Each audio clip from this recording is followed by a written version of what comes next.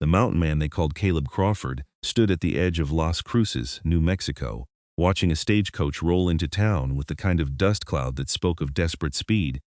And what he did not know was that the woman inside would change everything he thought he understood about his solitary life.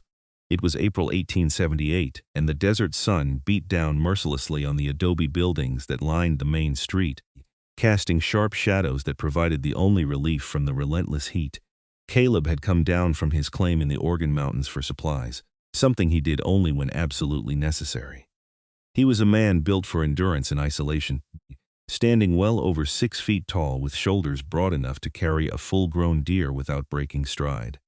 His hair fell past his collar in dark waves that he tied back with a leather cord when working, and his arms were corded with the kind of muscle that came from splitting wood, hauling water, and surviving in terrain that killed softer men. His face was weathered from sun and wind, his jaw covered in several days of growth, and his hands were calloused and scarred from 1,000 small battles with the unforgiving wilderness. He had no use for the town or its people most days. Reading and writing had never come naturally to him, and the few years of scattered schooling he had received as a boy had left him with little more than the ability to scratch out his own name and recognize a handful of words.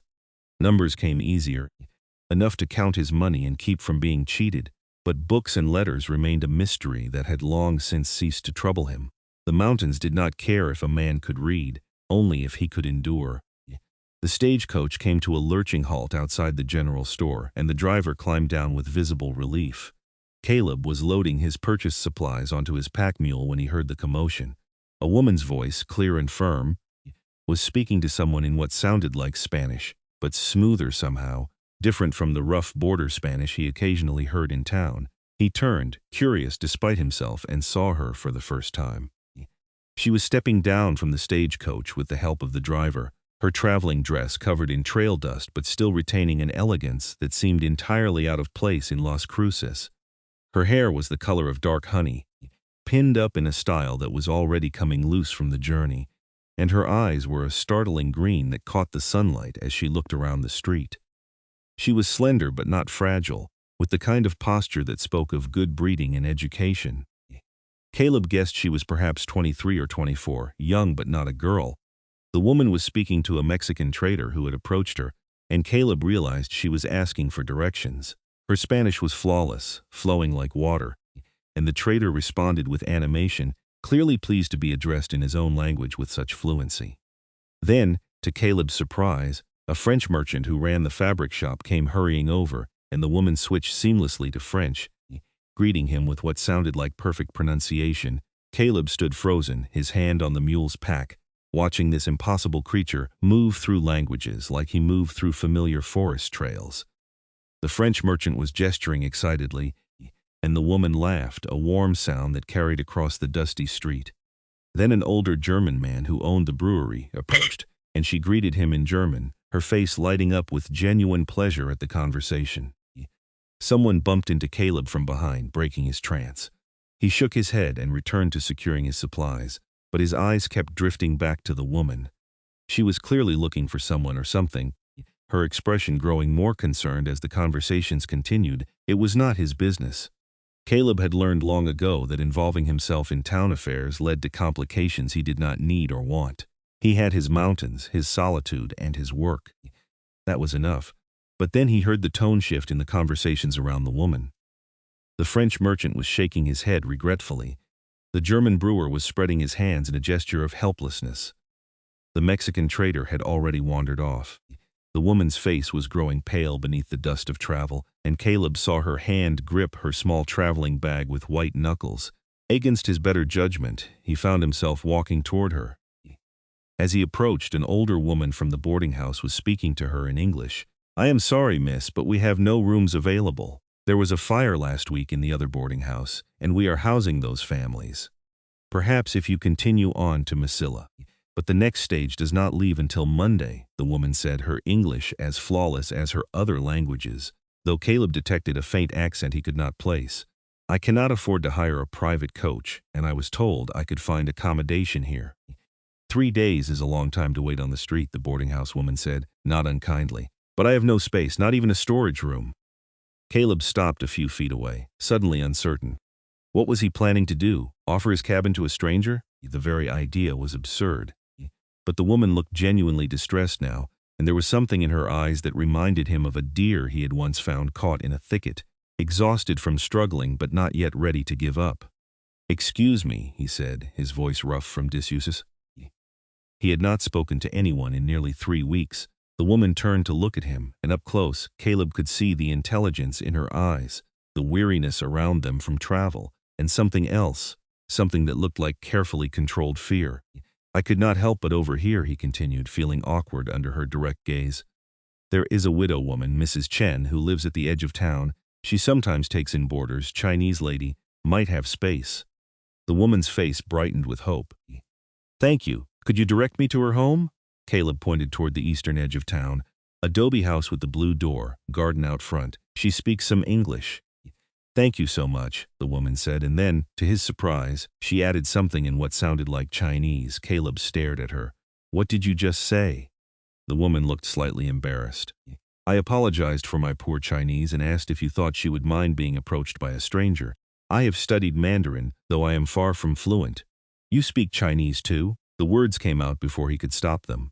"I speak Spanish, French, German, Italian, and some Mandarin," she said simply, as if this were the most ordinary thing in the world. "Languages have always come easily to me." Caleb had no response to that. He could barely write his own name, and this woman spoke 5 languages. The gulf between them seemed as wide as the desert itself. "I will take you to Mrs. Chen," he heard himself say. "It is not far, but you should not walk alone with your bags." Relief washed over her face. "That is very kind of you, Mr. Crawford." Caleb Crawford. "I am Catherine Brennan," she said, extending her hand. "Most people call me Catherine." Her hand was small in his, but her grip was firm. Caleb felt the calluses on his palm, rough against what he assumed would be soft skin, but when he actually felt her hand, he noticed her fingers had their own small calluses, the kind that came from writing. He released her hand quickly and reached for her bags. She had 2, both heavier than he expected. "What have you got in here, Rox?" "Books," Catherine said. "And some personal items, but mostly books. Of course, books." Caleb hefted both bags easily and gestured for her to follow. His mule trailed behind them, patient and well-trained, as they walked through the street. Caleb was acutely aware of the looks they were drawing. He rarely came to town, and when he did, people generally gave him a wide berth. He was known to be fair but not friendly, and his size alone discouraged casual conversation. Now here he was, walking with a refined Eastern woman, carrying her bags like a porter. "Have you lived in Las Cruces long?" Catherine asked, making conversation as they walked. "I do not live in town. I have a claim up in the Oregon mountains. Come down for supplies when I need them. The mountains must be beautiful."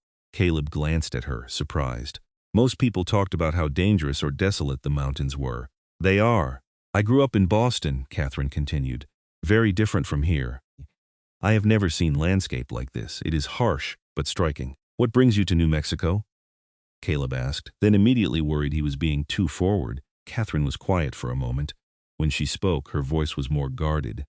"I am meant to be meeting someone in Mesilla, a position as a translator and teacher. But the letter I received said to arrive on the 15th, and when I confirmed the date, they assured me accommodation would be arranged in Las Cruces for the journey." Clearly, there was some miscommunication. "You came all the way from Boston for a teaching position." "The opportunity seemed worthwhile," Catherine said carefully. "And I needed a change." There was a story there, Caleb could tell, but he did not press.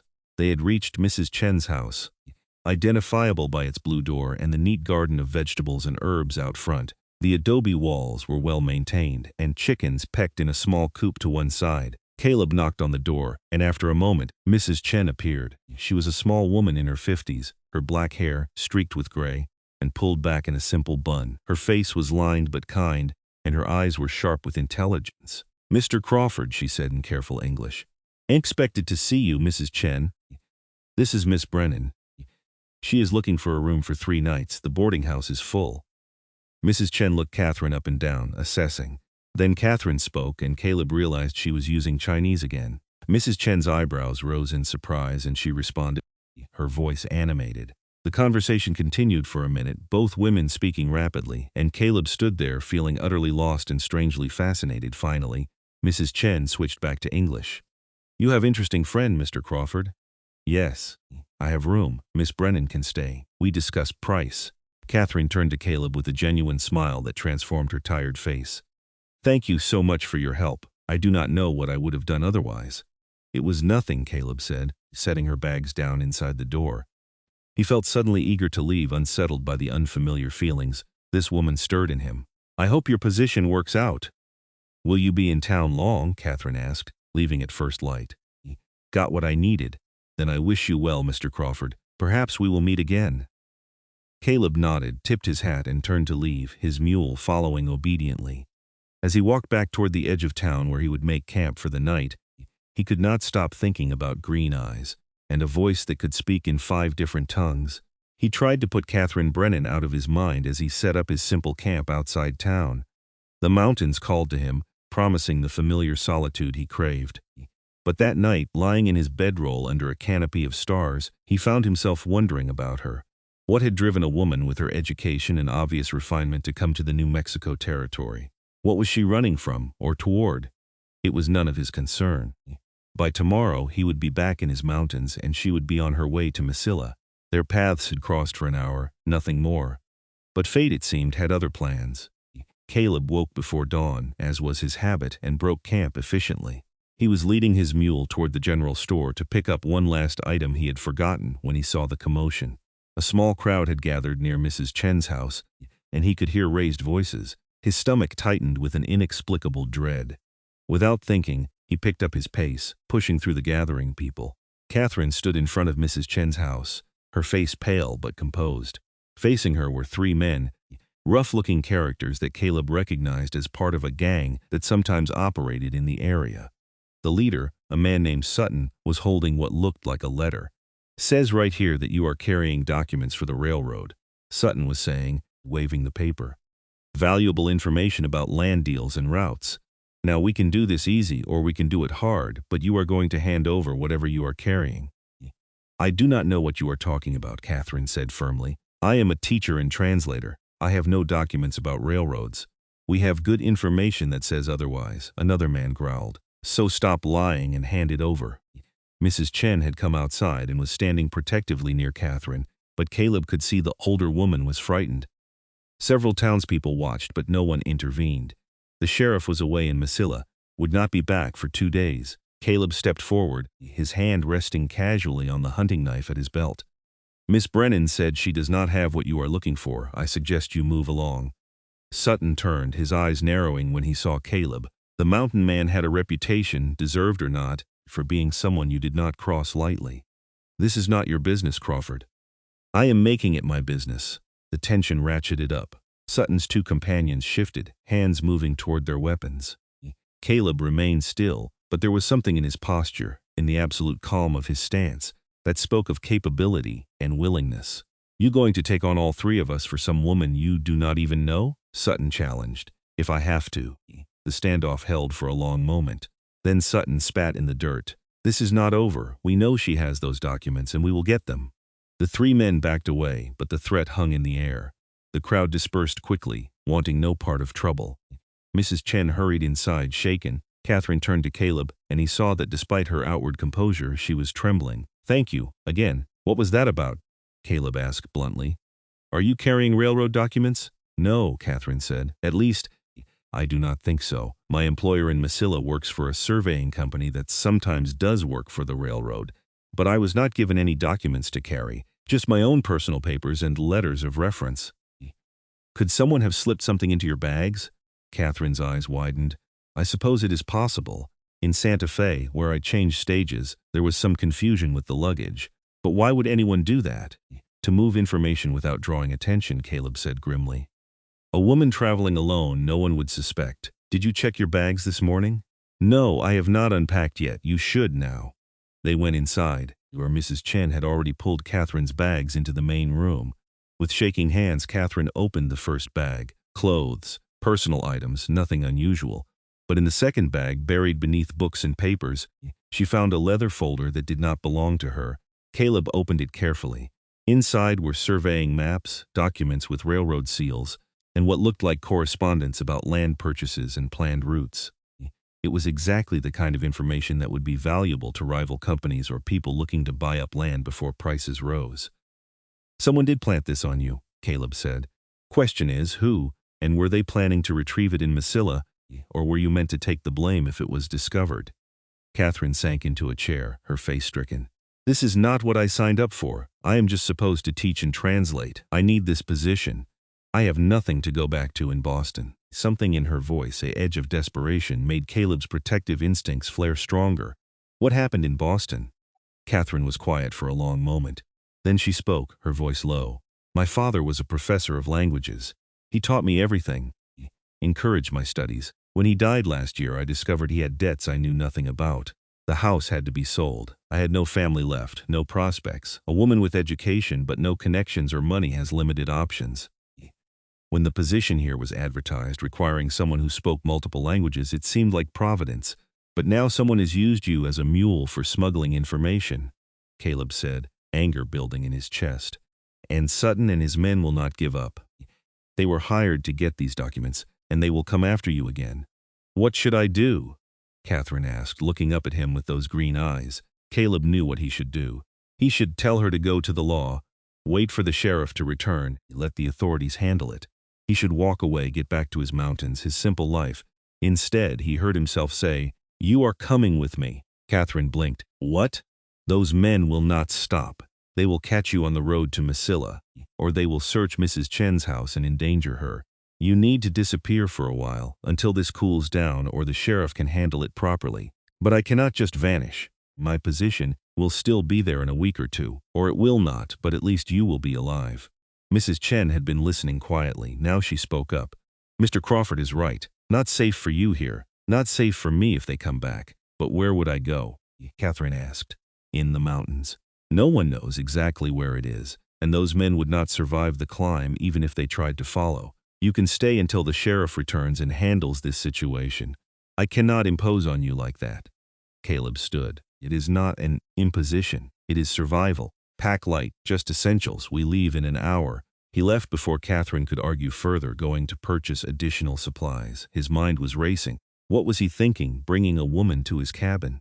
He had lived alone for nearly 5 years, ever since coming to New Mexico. His cabin was rough, built for function, not comfort. There was barely room for one person, let alone two. But the alternative was leaving her to Sutton's mercy, and Caleb found he could not do that. Something about Catherine Brennan had gotten under his skin, and whether it was her courage, her vulnerability, or simply the sound of her voice speaking all those languages, he felt compelled to protect her. When he returned to Mrs. Chen's house, Catherine had repacked a single smaller bag. She had changed into more practical clothing, a simpler dress and sturdy boots. Her hair was braided and pinned up securely. I can ride, she said, seeing his expression. I am not completely helpless. I only have my mule. We will be walking. Then I can walk. Mrs. Chen pressed a package of food into Catherine's hands. For journey, you take care, Miss Brennan. Mr. Crawford is good man. You will be safe. They left Las Cruces by a back route, avoiding the main roads. Caleb set a steady pace, not too fast but not dawdling. The terrain began to climb almost immediately, the desert floor giving way to rocky slopes dotted with scrub and cactus. Catherine kept up without complaint, though Caleb could see the exertion in her face as the morning wore on. The sun climbed higher, turning the air into a furnace. He called a halt in the shade of a rock formation and handed her his water skin. Drink, but not too much. We have a long way to go. Catherine took a careful swallow and handed it back. How far is your cabin? Another 6 hours at this pace, maybe 7. The trail gets rougher. I will manage. She said it with such determination that Caleb almost believed it. They continued climbing, and he found himself adjusting his pace unconsciously, making it easier for her without being obvious about it. He pointed out landmarks, warned her about loose rocks, offered his hand over the particularly rough patches. Catherine accepted his help with grace but did not cling or complain. Caleb found himself grudgingly impressed. She was clearly exhausted and probably frightened, but she kept moving, kept her chin up. They stopped twice more for water and rest, and each time Caleb found himself wanting to ask her questions. About Boston, about her father, about how she came to speak 5 languages. But the words would not come easily. He had spent so long in silence that conversation felt like a foreign skill he had lost. It was Catherine who finally broke the quiet. What made you become a mountain man, Mr. Crawford? Caleb he said. Just Caleb. Then you must call me Catherine. He nodded, considering her question. Seemed like a better life than what I had. Grew up in Missouri, worked on my uncle's farm after my parents died. He was not a kind man. Soon as I was big enough to defend myself, I left. Drifted west, did various work, mining, cattle drives, hunting. Eventually found myself here and decided to stay. Do you ever get lonely? The question was so direct that Caleb almost laughed. Sometimes, but lonely is better than a lot of other things, such as being trapped, being small, being helpless. Catherine was quiet for a moment. I understand that. They walked in comfortable silence after that, and Caleb realized with surprise that he did not mind her presence. Most people exhausted him with their noise and demands, but Catherine seemed content to simply be, to observe and experience without needing to fill every moment with chatter. The sun was beginning its descent when they finally reached the cabin. It sat in a small clearing surrounded by pine trees, built against a rock face that provided protection from the worst weather. The structure was simple but solid, logs chinked with mud and moss, a stone chimney, a single door, and 2 windows with shutters. This is it, Caleb said, suddenly seeing his home through her eyes and feeling self-conscious about how rough it must look. But Catherine's face showed only relief and genuine interest. It is wonderful, so peaceful. Caleb unlocked the door and gestured for her to enter. The interior was dim until he opened the shutters, letting in the golden evening light. One large room served as everything: a bed in one corner, a table and 2 chairs, a stone fireplace, shelves holding supplies and tools. Everything was neat and organized, each item in its place. I know it is not what you are used to, Caleb began, but Catherine interrupted him. It is perfect. Thank you for bringing me here. She set down her bag and walked to the window, looking out at the view of the mountains stretching away in layers of purple and gold. I have never seen anything like this. Caleb busied himself starting a fire, needing something to do with his hands. You can have the bed. I will sleep outside. I cannot take your bed. Yes, you can. I have done it before. Prefer it, actually, in good weather. Catherine looked like she wanted to argue but was too tired. Just for tonight, we can figure out a better arrangement tomorrow. Caleb prepared a simple meal of beans, salt pork, and the bread Mrs. Chen had sent. They ate in a silence that felt almost companionable, both too exhausted for much conversation. When Catherine's eyes started to drift closed over her plate, Caleb cleared the dishes. Get some rest. We are safe here. Catherine moved to the bed, not even bothering to remove her boots before lying down. Within moments, she was asleep, her face finally relaxed and peaceful. Caleb stood watching her for a moment longer than necessary, then shook his head at himself and went outside. He set up his bedroll near the door, where he could hear if anyone approached, though he knew it was unlikely. Then he lay back and looked up at the stars, trying to understand what had happened to his carefully ordered life in the span of a single day.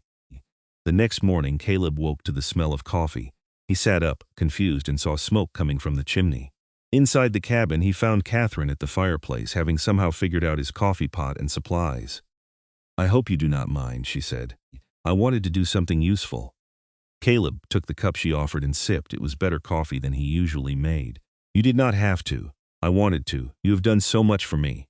In the morning light, with her hair loose around her shoulders and her face free of travel dust, Catherine was even more striking than Caleb had first thought.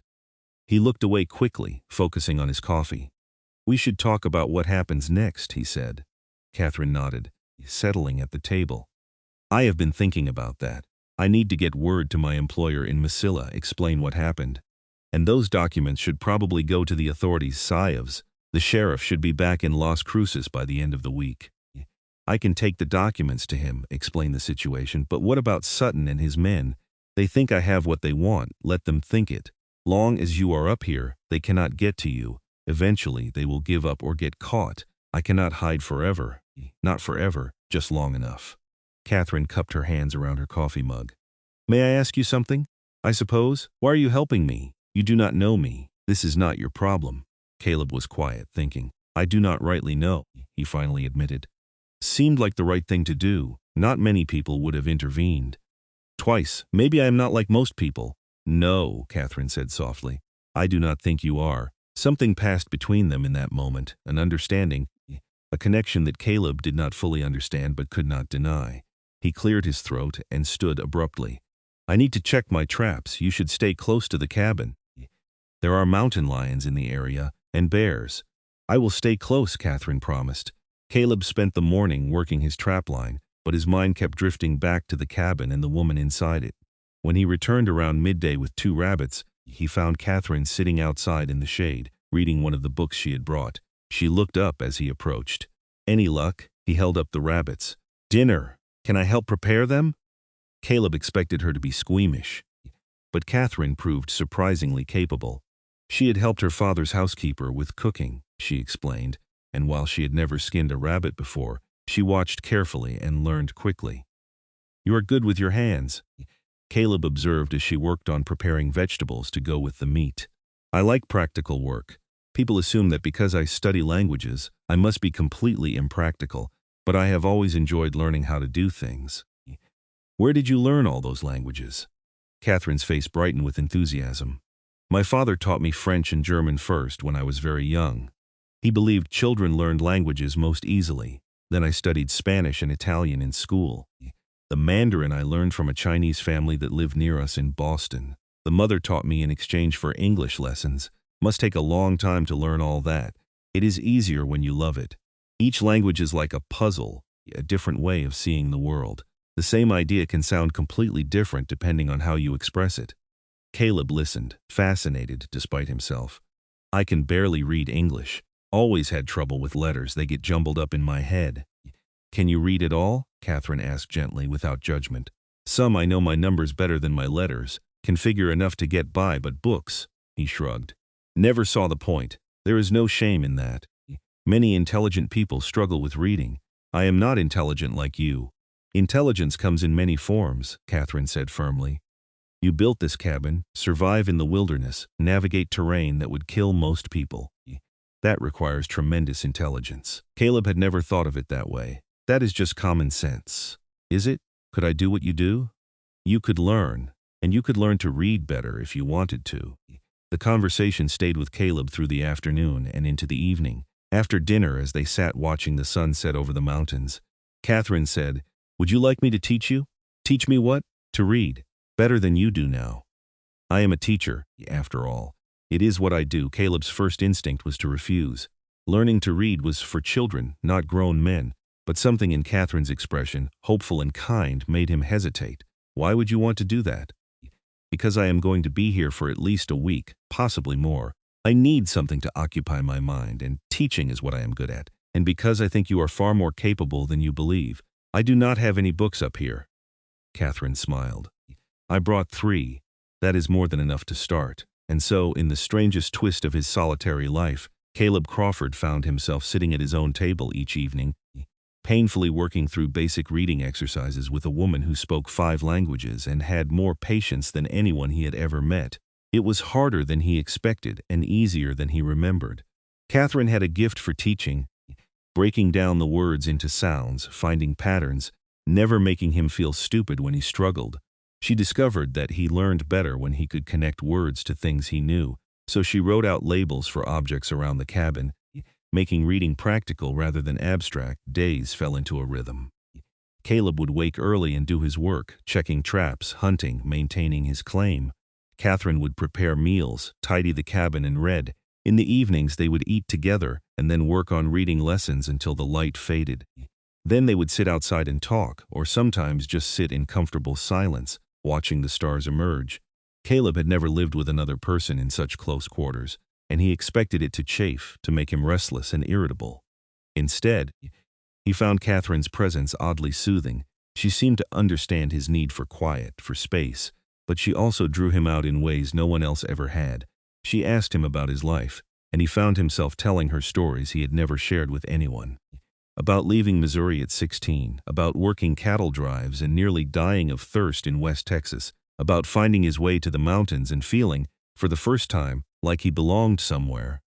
In turn, Catherine told him about growing up in Boston, the only child of a widowed professor, about learning languages at her father's knee, about the books and ideas that had filled their small house, about the shock of discovering after his death that everything had been a facade built on debt, about the humiliation of having to sell everything, about the loneliness of being utterly alone in the world.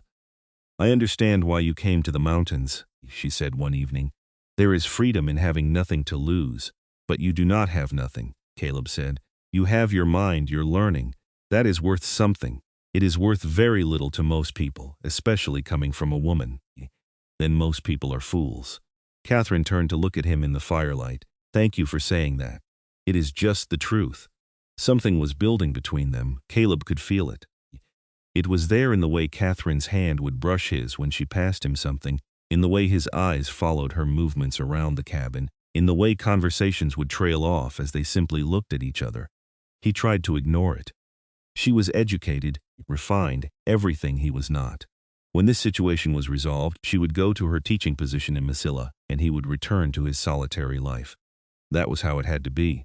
But his heart, long dormant, was beginning to wake up, and it did not care about logic or sense. It was nearly a week after Catherine's arrival when Caleb decided he needed to go down to Las Cruces to check on the situation. He was running low on a few supplies anyway, and he could talk to the sheriff, see if it was safe for Catherine to come down. I should come with you, Catherine said when he told her his plan. Too risky. If Sutton's men are still around, they will be watching for you. But you could be gone for 2 days. What if something happens? Nothing will happen. You know how to use the rifle I showed you? Yes, but then you will be fine. Stay inside, keep the door barred. I will be back tomorrow night at the latest. Catherine looked unhappy but nodded. Be careful. Always am. Caleb set out before dawn, making good time down the mountain. He reached Las Cruces by mid-afternoon and went straight to the sheriff's office. Sheriff Morrison was a competent man in his 50s, honest and fair. Caleb explained the situation and handed over the documents Catherine had been carrying. Morrison's face grew grave as he examined them. This is bigger than I thought, the sheriff said. These are survey maps for the Southern Pacific expansion. This information is worth thousands of dollars to the right people. Or the wrong people. What about Sutton and his gang? They cleared out 3 days ago. Word is they headed south toward Mexico. Probably figured the job went bad and decided to cut their losses. Relief flooded through Caleb. So it is safe for Miss Brennan to come back to town? Morrison nodded. Should be. I will send word to her employer in Masilla. Let them know what happened. She might have some questions to answer, but she is clearly a victim in this, not a participant. She did not know those documents were in her bag. I believe you. Still, the railroad is going to want to talk to her, figure out how this happened. Caleb collected his supplies and started back up the mountain, eager to bring Catherine the good news. He was halfway home when he realized just how eager he was, how much he wanted to see her face light up when he told her it was safe. He was in trouble. Deep trouble. By the time he reached the cabin, it was late evening. He saw the lamplight in the window and felt something warm unfurl in his chest. Catherine opened the door before he could knock, and he saw the relief in her face. You are back. I was starting to worry. Told you I would be back tonight. I know, but still. She stepped aside to let him in. What did you find out? Caleb told her everything, and as he predicted, her face transformed with relief and joy. It is really over? I can go to Masilla? Should be able to leave in a few days. Give the sheriff time to sort everything out with your employer. That is wonderful news. But even as she said it, something flickered across her face, an emotion Caleb could not quite read. They prepared a late meal together, and Catherine seemed unusually quiet. Caleb assumed she was tired or processing the news, but when they finished eating and she still had not brightened, he asked, Something wrong? Catherine looked up from her plate. No.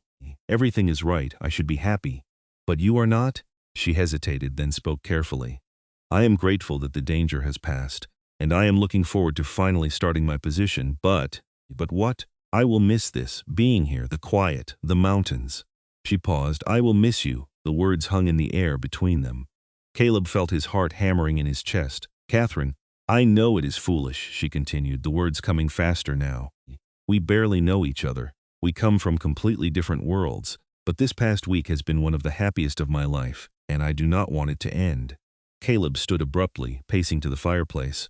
You do not know what you are saying. You have a position waiting, a future. I have nothing to offer you. I am a mountain man who can barely read. You have been learning beautifully. That is not the point. You deserve someone educated, someone who can talk to you about books and ideas.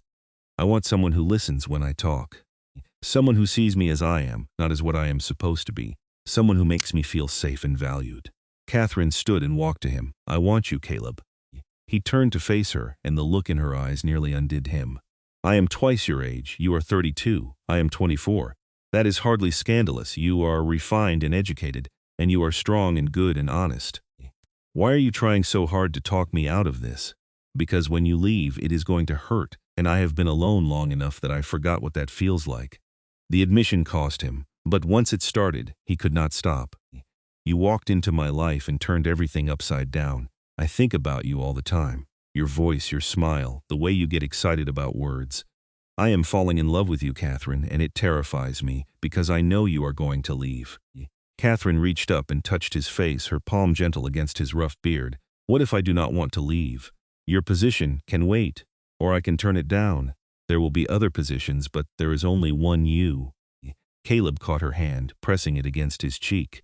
You do not know what you are saying. Living up here is hard. It is isolated and rough. I am not as fragile as you think, and I am not afraid of hard work or isolation. What I am afraid of is spending the rest of my life wondering what could have been if I had been brave enough to take this chance. Caleb looked into her eyes and saw determination, hope, and something deeper that made his breath catch. You really mean this? I really do. I love you, Caleb Crawford. I do not need civilization or society. I need you. He pulled her into his arms then, holding her tightly against his chest, feeling her arms come around him.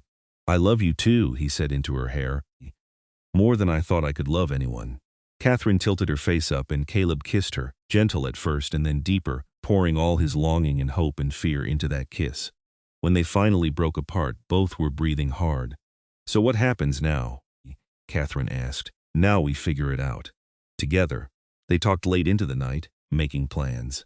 Catherine would go to Masilla, explain the situation to her employer, and see if there was any way to do the translation work remotely, bringing assignments back to the cabin. If not, she would find other work, perhaps teaching in Las Cruces or doing translation by correspondence. I can contribute, she insisted. I will not just be a burden on you. You could never be a burden. Still, I want to be useful, to pull my weight. Then I will teach you mountain skills, and you keep teaching me to read. We will learn from each other. It seemed impossible that something so right could come from such strange circumstances, but Caleb was not going to question it. He had spent too long alone, and now he had found someone who understood him, who wanted to share his life. 2 days later, they went down to Las Cruces together. Sheriff Morrison had indeed contacted Catherine's employer, and while they were disappointed she would not be taking the position, they understood the circumstances and bore her no ill will. They even paid her a small settlement for the trouble and danger she had endured on their behalf. With that money and what Caleb had saved, they purchased supplies and a few items to make the cabin more comfortable for 2 people. Mrs. Chen was delighted to see them both, and when she realized what had happened between them, she beamed with approval. I knew first time I saw you together, she said. Good match, very good match. They were married by a traveling preacher who passed through Las Cruces a week later. It was a simple ceremony with Mrs. Chen and a few townspeople as witnesses. Catherine wore a simple blue dress, and Caleb had trimmed his beard and hair, though he refused to cut it short. When the preacher pronounced them married, Caleb kissed his wife with a joy he had never imagined feeling. The journey back up the mountain felt different this time, full of promise and excitement. Catherine chattered happily about improvements they could make to the cabin, about perhaps building a small addition, about the garden she wanted to plant in the spring. You really want to spend your life up here? Caleb asked, still half expecting her to change her mind. I really do. I want to wake up next to you every morning and watch the sunset from our porch every evening. I want to learn about the mountains and the wildlife. I want to teach you to read Shakespeare and have you teach me to track deer. I want to build a life with you, Caleb, a real life. And they did. That first year was an adjustment, learning to live together, to share space and decisions and the countless small intimacies of marriage. The cabin was cramped through the winter, but they spent the long evenings reading together, Caleb's skills improving steadily under Catherine's patient teaching. Catherine proved more adaptable than even she had expected. She learned to tan hides, to preserve food, to read weather signs and animal tracks. Her hands, which had once only held pens and books, grew stronger and more capable.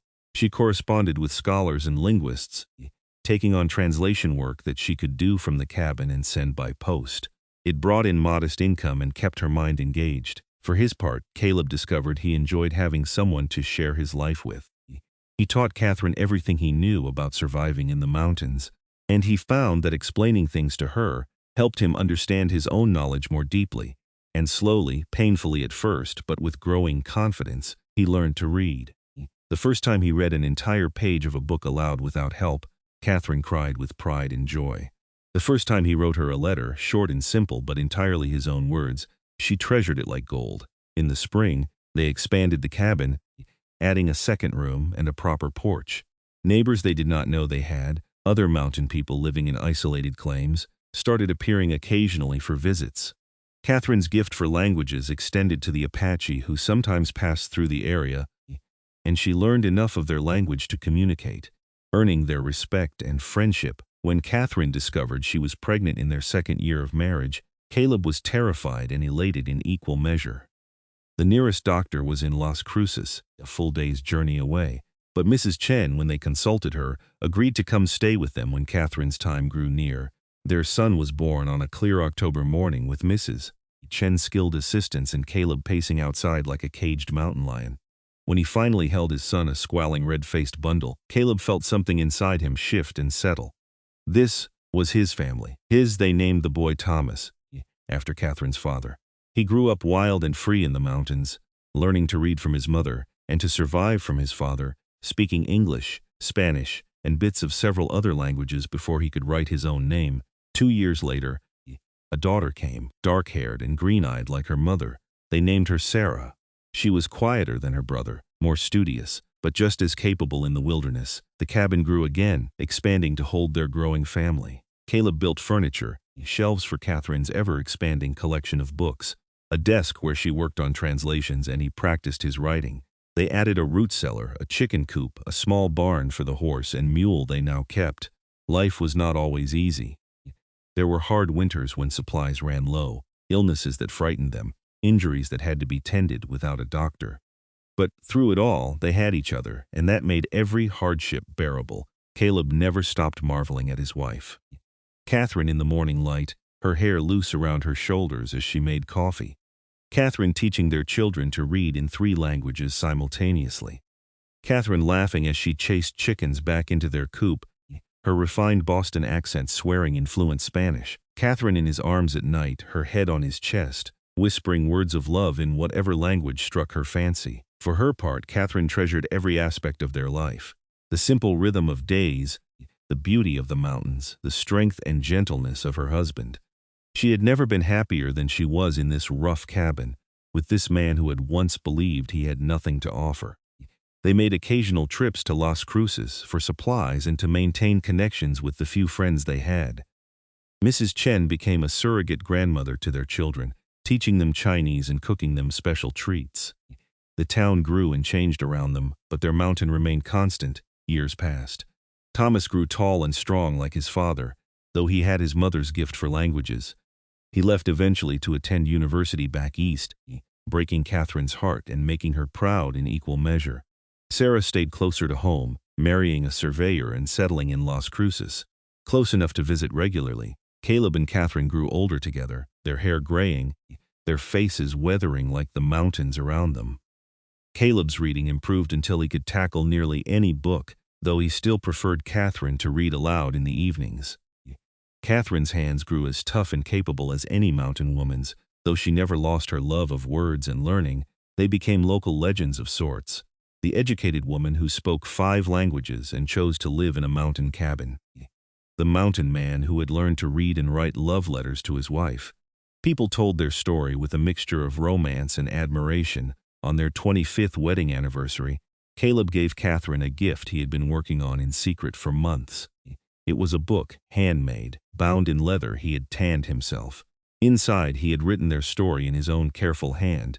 From the day he first saw her stepping off the stagecoach to the present moment, Catherine read it with tears streaming down her face, marveling at every word, every sentence he had crafted himself. "It is beautiful," she whispered. "You are beautiful, Caleb Crawford." "I learned from the best," he said, pulling her close. They sat on their porch that evening, watching the sun set over the mountains they both loved, their hands clasped together. 2 people from different worlds who had found each other in the unlikeliest of circumstances and built something wonderful. "Do you ever regret it?" Caleb asked. "Giving up your teaching position, your chance at a different life?" Catherine turned to look at him, her green eyes still bright and sharp. "Not for a single moment. This is the life I was meant to have. You are the man I was meant to love. Everything else was just the journey that brought me here. I love you, Catherine Crawford, and I love you. In 5 languages and 1,000 other ways." They sat together as the stars emerged, the same stars that had watched over them for all these years, and they were content. They had built a good life, raised good children, loved each other through everything life threw at them. More years passed, bringing grandchildren who ran wild in the mountains just as their parents had, learning languages from their grandmother and survival skills from their grandfather.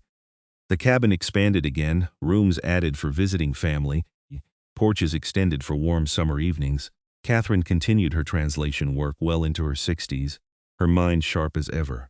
She began writing textbooks for language learning, drawing on her decades of experience teaching. Her books gained modest recognition, and she corresponded with educators across the country, all from her mountain cabin. Caleb, now in his 70s, still trapped and hunted, though not with the same vigor of his youth.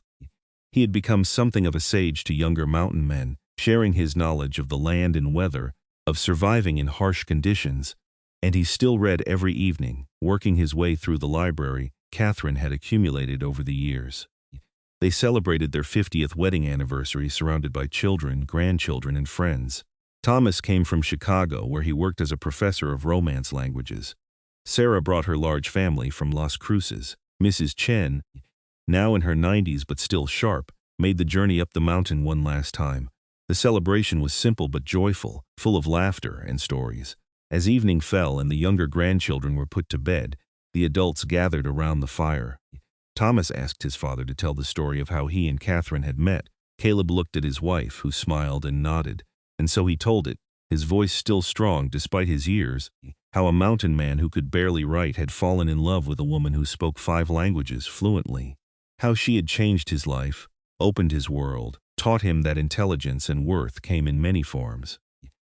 "The luckiest day of my life was when I decided to help a stranger in trouble," Caleb said, reaching for Catherine's hand. "Everything good in my life came from that decision. And the luckiest day of my life was when I trusted a mountain man I had just met to keep me safe," Catherine added. "He did more than that. He gave me a home, a family, a life full of love and adventure." Their children and grandchildren listened, some having heard the story many times but never tiring of it. It was a story about courage, about taking chances, about seeing worth in people that the world overlooked. As the fire burned low and the family began to settle for the night, Caleb and Catherine sat together on their porch one last time, wrapped in a shared blanket against the mountain chill. "No regrets?" Caleb asked, as he had so many times over the years. "Not a single one," Catherine answered, as she always did. They sat in comfortable silence, watching the stars wheel overhead, the mountains' dark shapes against the sky. They had grown old together in this place, and they were content. Their love, which had begun so unexpectedly, had grown and deepened with each passing year, becoming the foundation upon which everything else was built. When they finally went inside, Caleb helped Catherine to bed, then lay down beside her. She curled against him, fitting into the familiar curves and hollows of his body as she had for 50 years. "Read to me," she asked softly. Caleb reached for the book on the nightstand, one of her favorites, and began to read. His voice was gentle in the darkness, the words flowing smoothly. Catherine listened with her eyes closed, smiling at the sound of her husband reading. The mountain man who had learned to love words because he loved her. They lived several more years in their mountain cabin, their health slowly declining but their spirits remaining strong. They were never apart, facing each day together as they had for over half a century. When Caleb's strength finally began to fail, Catherine cared for him with the same devotion he had shown her throughout their marriage. And when it was Catherine who grew frail, Caleb was there, his strong arms still capable of holding her, his deep voice still able to comfort her. They passed away within months of each other, neither able to face a world without the other. They were laid to rest in a small cemetery in Las Cruces, side by side, their headstones inscribed with their names in the simple words, "Two hearts, one love, forever." Their cabin in the mountains stood for many years after, maintained by their children and grandchildren as a family retreat and a memorial to an extraordinary love story. The books Catherine had collected lined the shelves, including the handmade volume Caleb had written for their anniversary. The tools Caleb had crafted hung on the walls, And on clear evenings, family members would sit on the porch and tell the story of how a mountain man and a woman who spoke 5 languages found each other and built a life that defied all expectations. Thomas eventually donated many of his mother's papers and translations to a university, where they were studied and appreciated by new generations of linguists. Sarah made sure her father's story was not forgotten either, commissioning a local historian to document the life of Caleb Crawford, the mountain man who learned to read and write for love. Their grandchildren grew up with the story as part of their heritage, a reminder that love could bridge any gap, that education and refinement mattered less than kindness and courage, that the best lives were often built in the unlikeliest places. And in Las Cruces, where it all began, people still sometimes told the story of the spring day in 1878 when a refined Eastern woman stepped off a stagecoach speaking 5 languages, and a mountain man who could barely write his own name stepped forward to help her. They told it as a love story, a Western tale, a reminder that sometimes the most unexpected encounters lead to the most beautiful destinations. The legacy of Caleb and Catherine Crawford lived on in their descendants, in the books Catherine had written, in the skills Caleb had taught, and in the example they had set of a love that transcended differences and endured through all challenges. They had proven that true partnership was not about being the same, but about valuing each other's differences, learning from each other, and building something greater together than either could have achieved alone. Their story became a treasured part of New Mexico history, a tale of the Wild West that was not about gunfights or gold rushes, but about something far more precious and enduring, a love that changed 2 lives completely and created a legacy that would last for generations. The mountain man and the woman who spoke 5 languages had found in each other exactly what they needed, and in doing so, they had created something beautiful and lasting. Years turned to decades, and the world changed in ways Caleb and Catherine could never have imagined. But in the mountains of New Mexico, in the memories of their descendants, and in the hearts of those who heard their story, their love remained alive and vibrant, a testament to the transformative power of taking chances, seeing beyond surface differences, and choosing love even when it seemed impossible. And so their story ended not with sadness but with celebration. A celebration of a life well lived, of a love well chosen, of 2 people who had the courage to step beyond the boundaries of what was expected and create something uniquely their own. They had started as strangers from different worlds, and they had ended as soulmates who could not imagine existing without each other. In the end, that was the greatest lesson of their story, that love was not about sameness or convenience, but about recognizing in another person the complement to your own soul and having the courage to reach for it no matter the obstacles. Caleb and Catherine had done exactly that, and their reward had been a lifetime of happiness, purpose, and deep, abiding love. Their descendants carried forward the values they had instilled, the importance of education and continuous learning, the value of practical skills and self-sufficiency, the necessity of courage in the face of uncertainty, and above all, the transformative power of love that saw beyond external differences to the heart of a person. The cabin in the mountains eventually became a family landmark, preserved and maintained through generations. Great-grandchildren and great-great-grandchildren would make pilgrimages there, walking the same trails Caleb had walked, sitting on the porch where he and Catherine had spent countless evenings, touching the books they had read together, and feeling connected to a love story that had become legend. And sometimes, on quiet mountain evenings, when the wind whispered through the pines and the stars emerged in their ancient patterns, it was easy to imagine that somewhere in the vastness of the universe, 2 souls were still together, still learning from each other, still loving as deeply as they had in life.